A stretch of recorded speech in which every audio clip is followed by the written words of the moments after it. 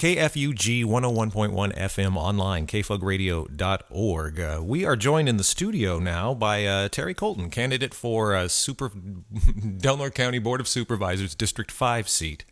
I'm trying to figure out the best way for that title. Do you have they clued you into that? What's the best way to refer to your seat? Fifth district supervisor candidate is what I. Okay, that's good. See, that's much better than what I said. How you doing today, Terri? I'm doing good. How are the girls?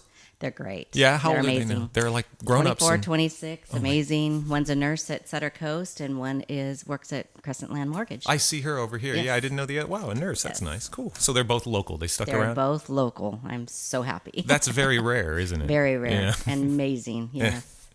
Well, why did they stick around? This is kind of a campaign thing, too, but what kept them in the area? Well, we're obviously a very, very tight family. Mm-hmm. And so my daughter married a gentleman that is a deputy sheriff in Del Norte County. So that helped her stay here. Mm-hmm. And having a job at Sutter Coast Hospital, even though she's on maternity leave right now. Oh, my gosh. Yeah. Congratulations. Yeah. So she had a baby a while ago, and now she gets to stay home for a little bit. Oh, nice. Yeah, Little boy or girl? She has a boy and a girl now. Oh, Yeah, so I've been so out of touch. I know. No pictures to take, Exactly. right? So, well, congratulations on that. Yeah. And so the other one is a great, amazing auntie to the two, and is so she's sticking close. Mm-hmm. So her boyfriend fishes, and so yeah, we've been very, very lucky because not a lot of families get to have their children stay here because of our workforce situation here. Yeah, that's kind of the exception to the rule in Del Norte County. Absolutely. Wow. So why are you running for the 5th District seat? Well, I'm running for several reasons. First of all, I think mostly is we are aware that our children get to stay here with us. And I would like to see more and more of that. I'm really concerned about Del Norte County and their economic development. And obviously I work for the Yurok tribe, and I am the assistant director of economic development down there. And so I do this daily, and I watch Del Norte County, and I just don't see it happening. And I really believe that we've got to do something fast, because there's no reason to work on our hospital, work on our airport, work on our roads if we don't have economic development here. Mm-hmm. I just, and so, that was one of the reasons. I haven't seen a lot of things done in the past few years. I've been asked several times to run for Board of Supervisor, as I've been on other boards. And it didn't really fit into my life until now. Mm-hmm. Now is a time that I've just quit coaching. I've retired after 30 years. And, my kids are grown. And so it's kind of a good time for me. What? So is it economic development, the economy, that's key? Is that the fundamental? It is huge. It is huge. If we don't start filling our downtown businesses, our empty businesses, there's no reason to do anything else. Everybody talks about, let's bring this, let's bring that. Well, why don't we revitalize our downtown by doing initiatives to have local people start businesses? Mm-hmm. Why don't we use our SBA a little bit more? I mean, these are things that we have mechanisms here. For some reason, we're not using them. And then the other thing is we have 3 very strong, economically developed tribes. Yeah. Why are we not going into their resources and working together? The city has actually developed a number of partnerships and with they Rock are. Valley. They are yes, absolutely. And I think the county needs to do that. Mm-hmm. And I keep hearing people taking credit for doing some of these things, and I work for the tribe, and I know what is being done and what isn't, and we are not partnering. Mm-hmm. The Yurok tribe is one of the largest grant funded tribes in California. Mm-hmm. Why aren't we tapping into that and working together to get grants together?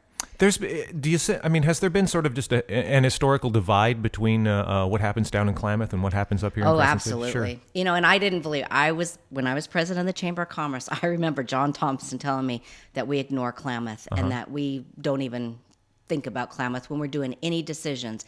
And I thought, sure we do. No, we don't. Yeah. And now that I came back on the chamber and came back after working for the tribe for the past 7 years, we don't. Mm-hmm. And there is absolutely a divide, and I'm not sure how it happened or why it happened, but we definitely have got to bring it together. Mm-hmm. And we have to work. Even Gasky, Smith River, they're all put out there too. Not quite as bad as Klamath, but we need to pull together as communities. Mm-hmm. and that's where we are, is Del Norte County. Yeah. So And it seems like Klamath, too, in just the past few years is sort of, there's a Chamber of Commerce down there had now. some economic development. Exactly. It had Yes. some economic development. We've had some worked things really happening. hard, and Yeah. we've got huge plans in the next couple years, and it's very exciting to watch. As everybody knows, we have built Redwood Hotel Casino, but not only that, the tribe's taken on several businesses also. Mm-hmm. Trailer parks, mobile home parks, Klamath River jet boats, Yep. and we are trying to develop it into a destination. So I think it's very important that we start these partnerships right away. Mm-hmm. I mean, we have full social service departments, police departments, all of those things. Why aren't we working together in those areas? It does seem that there's a lot of atomization over things like, Yes. even talking about homelessness. We've done some interviews here recently and gotten a bunch of different stakeholders together and talked about everybody's on the same page, but nobody's bringing them all in the No, same room. Exactly, exactly. And we have things that are in place that why don't we utilize?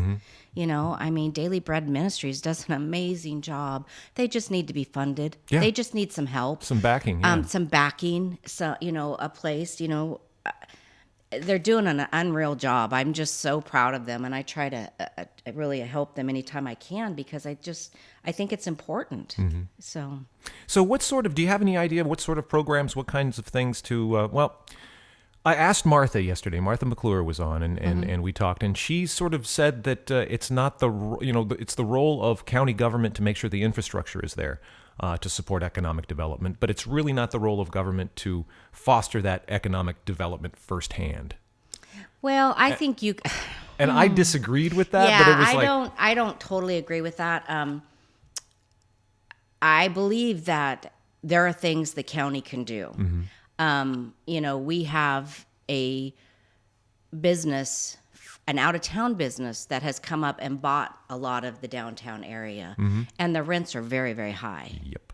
And so, I think the county needs to start doing something, whether it's doing tax structures for new businesses. We've got to do something to start rejuvenating this. They give, I believe it's 10%, I could be wrong on that, of money back for the TOT tax. I have fought the TOT tax since I was a motel owner. But because it's not is it that used, stiff? Is it 10%? It is 10%. And it's not used in the proper fashion. It has been sucked into the general fund.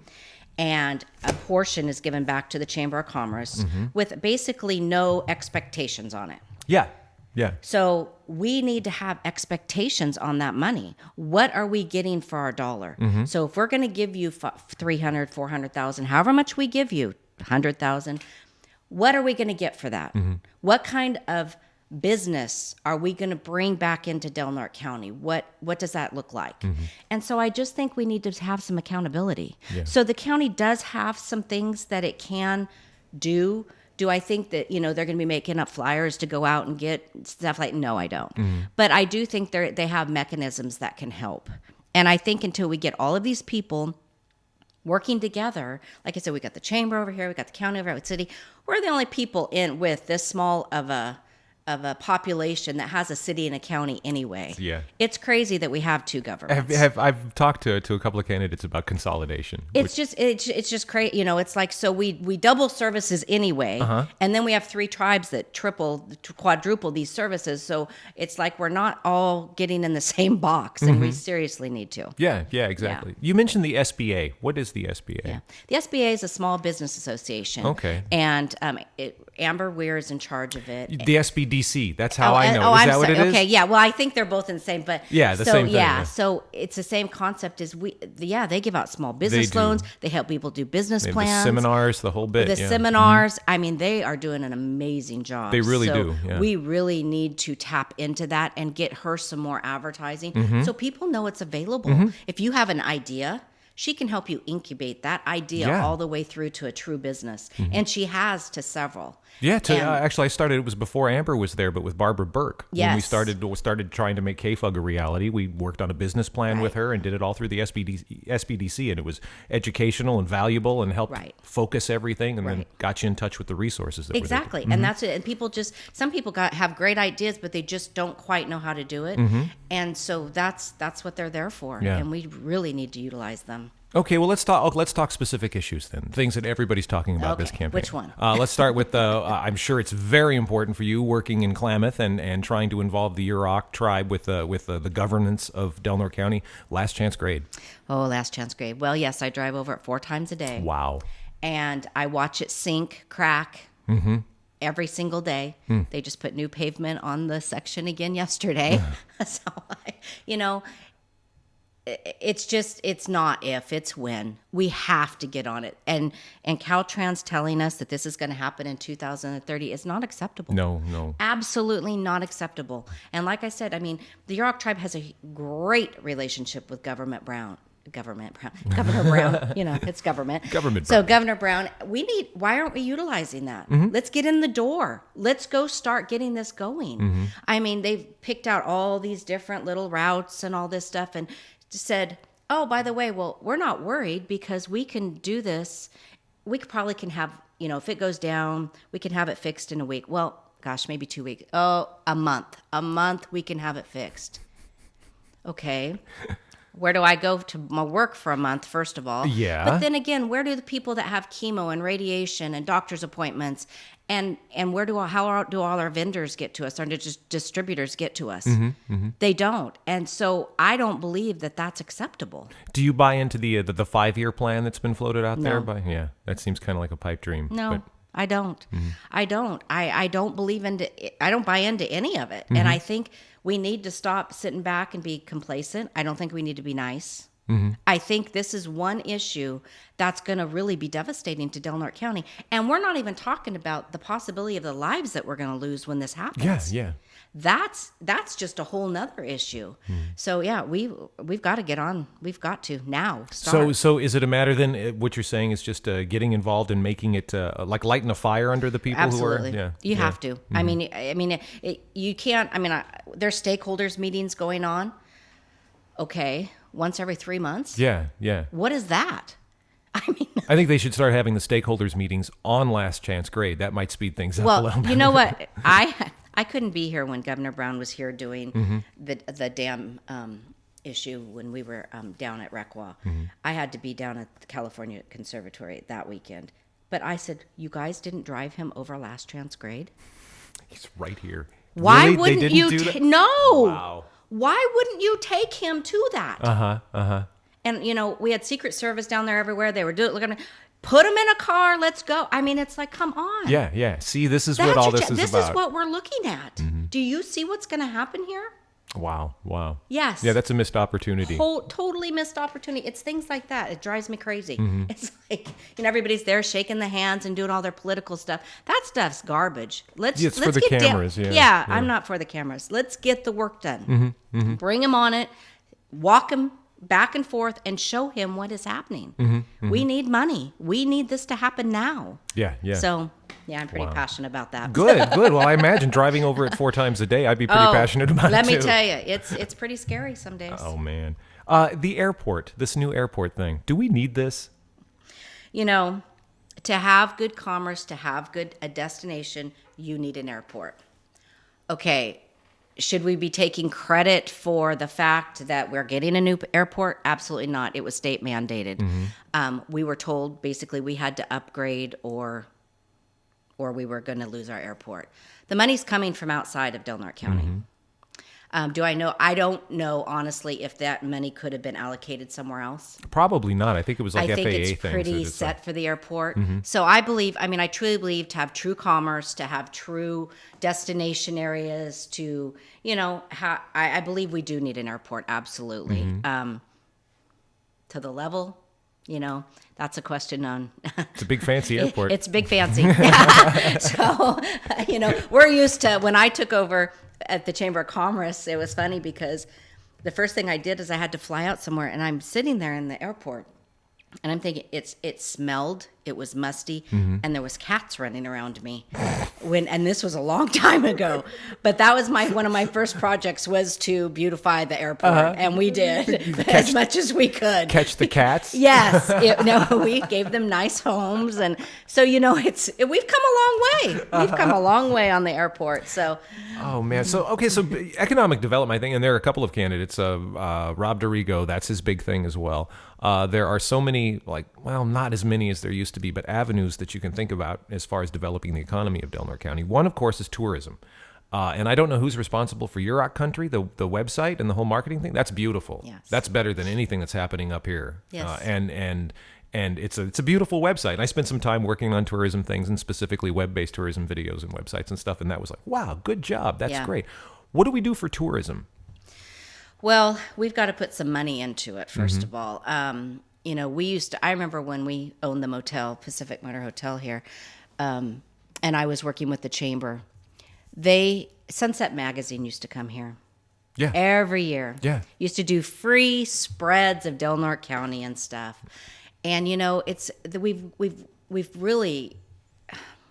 we've gone so far backwards. It's hard because I remember our motel was busy from Memorial Day weekend. We were full until October. Wow, yeah. And we never had to do any advertising because Delaware County was just known for beautiful beaches, beautiful, great food, places to be. Well, now a lot of the people on the coast have upped their game, first of all. Yeah. All the places going to north in Oregon have really upped their tourism game. So then you're not pulling from the Portland, that area over, because we used to pull all those people. So our base is pulling from the Redding and those people that are hot. Yeah. And, even the Medford people now, they're shooting straight up the coast to Brookings and stuff. We need to shoot them back. We have a Blythe problem. We don't have any advertising hardly anywhere. And that's concerning to me. I mean, where's our advertising money? So there's so many issues. And it's like, I look at the sidewalks, it's just, we have to take pride in ourselves. Yeah. If we don't take pride in ourselves individually, how are we ever going to come together as a town? And I see that, and everybody keeps saying, well, that's their job. Yes. That's their job. Yes, exactly. That's somebody else's job. Well, when does it become your job and your responsibility to take care of your own area? That's okay. And so I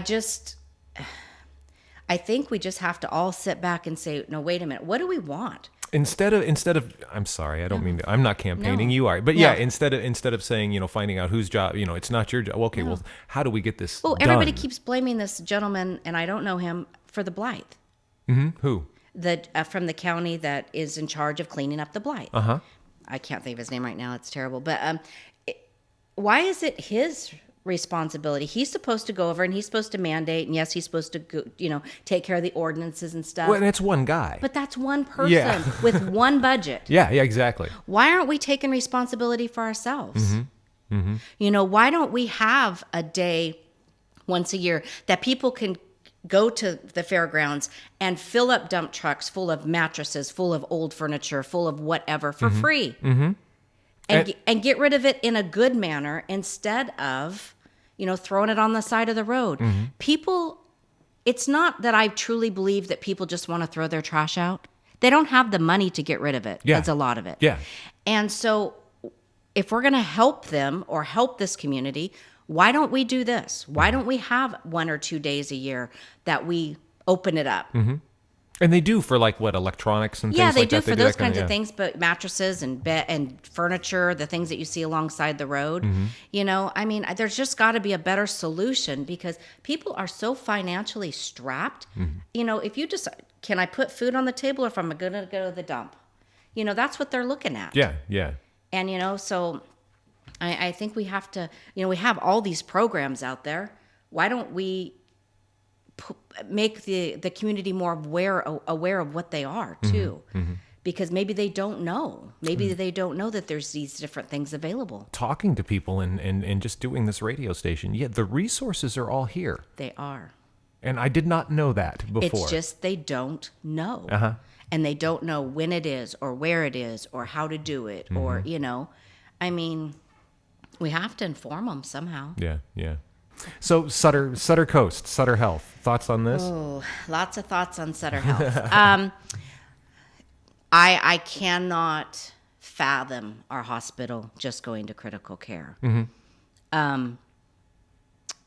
With my husband being ill, we utilize Sutter Coast quite often, and the fact with his he has congestive heart failure, so he gets flown out quite often, and it's horrendously expensive.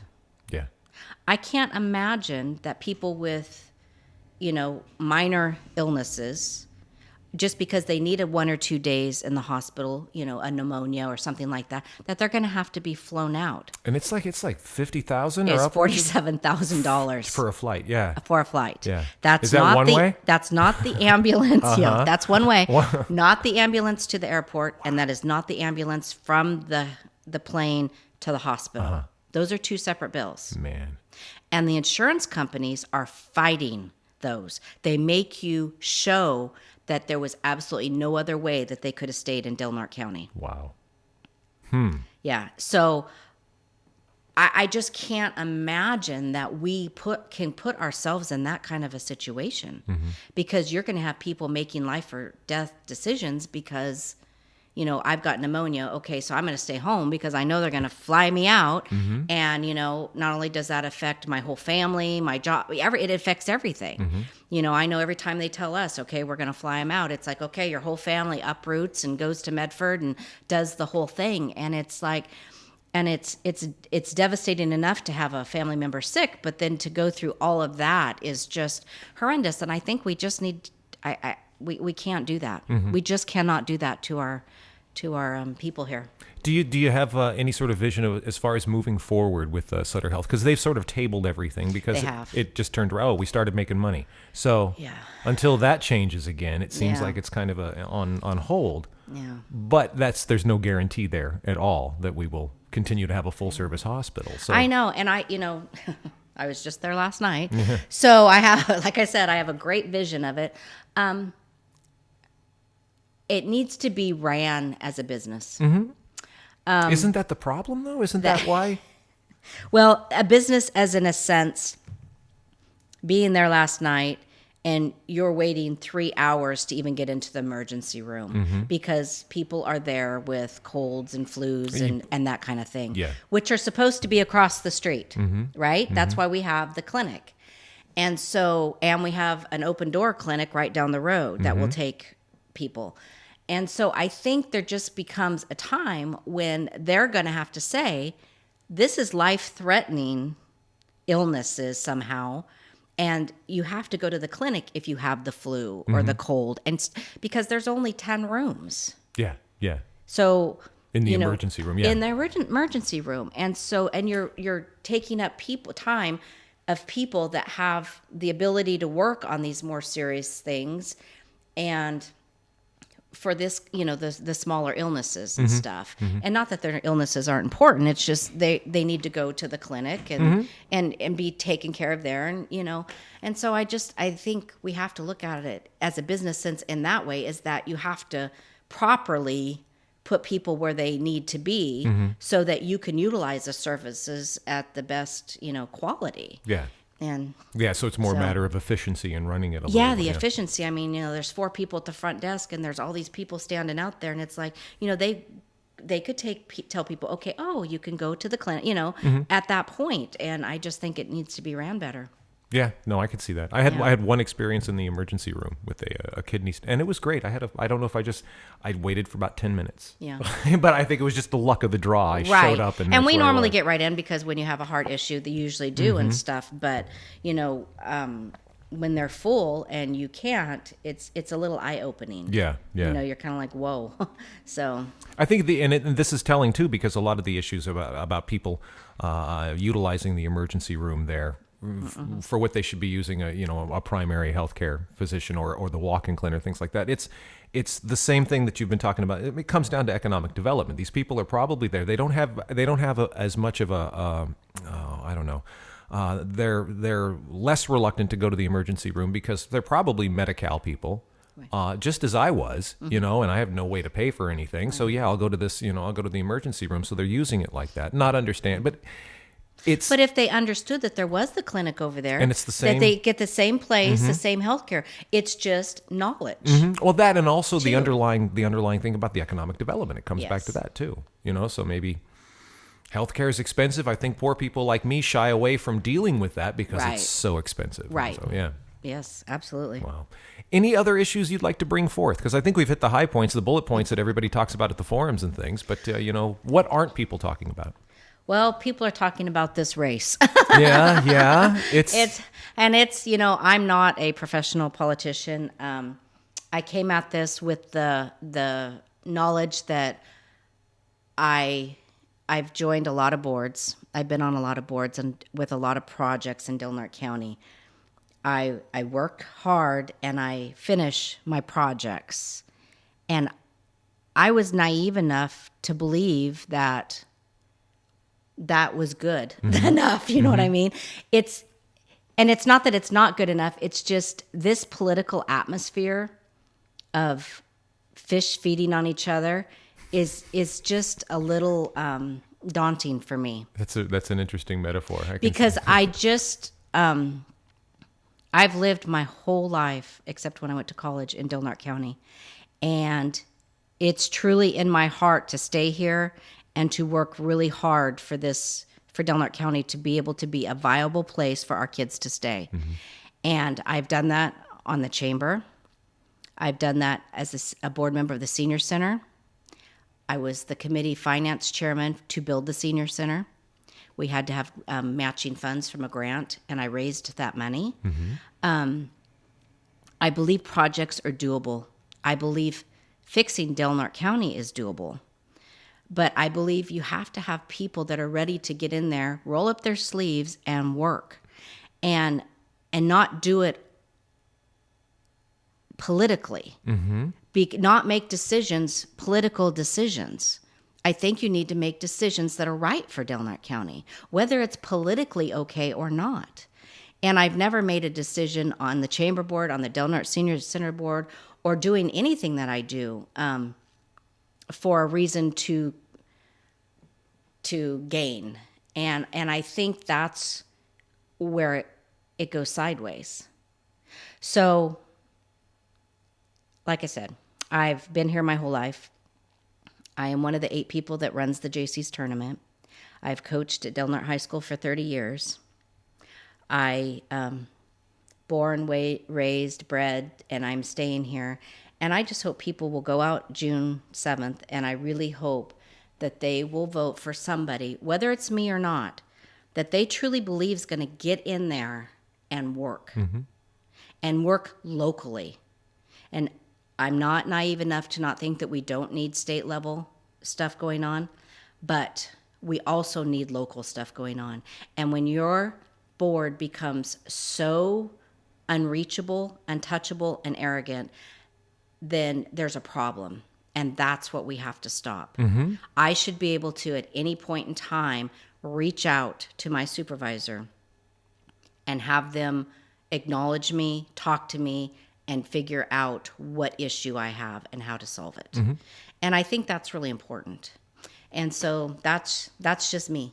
That's just you. Well, that's just me. I'm just me. And like I said, I'm not professional. I'm just me. And I've worked hard for this county my whole adult life. And I'm willing to do more. But I'm just not willing to feed on the fish. That's wonderful. Thank you very much, Terri. Thanks for coming You're in and talking to us today. And good luck on the 7th. Thank you.